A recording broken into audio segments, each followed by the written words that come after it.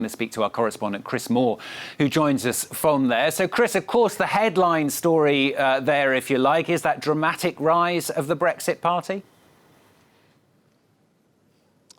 Yeah, and you can't really disagree with Nigel Farage's assessment of why 1 in 3 voters chose a party which, as you heard, didn't exist 6 weeks ago, which lacks a lot of the traditional campaigning apparatus and campaigned really on a single issue, namely Nigel Farage's desire to punish the Conservative government over what he sees as a betrayal, namely its failure to lead Britain out of Europe by that March deadline. A lot of the right-wing press here leading on that very line. You can see the Daily Express here, which apart from Elton John, leads on and now give us the Brexit we voted for.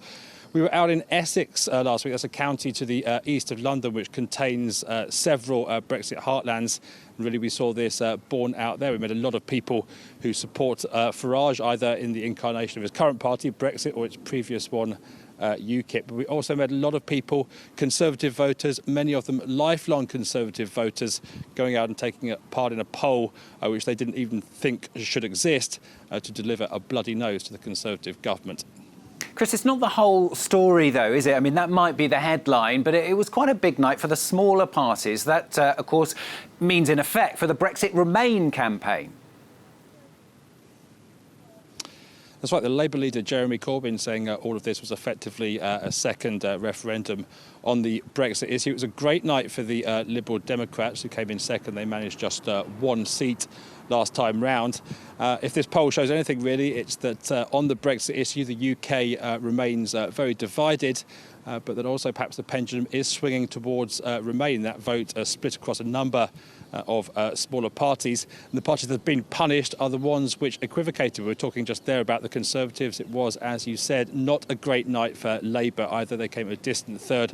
All of this borne out in London, where those 2 big traditional parties suffered and where the Liberal Democrats did very well. Jeremy Corbyn, the Labour leader, well, he's equivocated. He's sat on the fence over Brexit, and he's now likely to come under increasing pressure, not least from his own MPs, to back a second referendum. And just finally, briefly, Chris, a lot more pressure as well on the Conservative Party as well, presumably. I mean, we all know what's happening with the fact that they don't actually have a leader in a few weeks' time because Theresa May is stepping down, and these results really a disaster for them. Absolutely, yes. And Conservative MPs last week really preempting all of this by moving to push Theresa May out. That said, on the Brexit issue, well, the mathematics in the building behind me, Parliament, they haven't changed. There's no overall majority for anything. But the MPs, of course, did vote, saying that the last thing they want is a no deal. And all of that is going to come into play, as you see, particularly the more Brexit-minded side of the Conservative Party, the likes of Boris Johnson, pushing in that direction.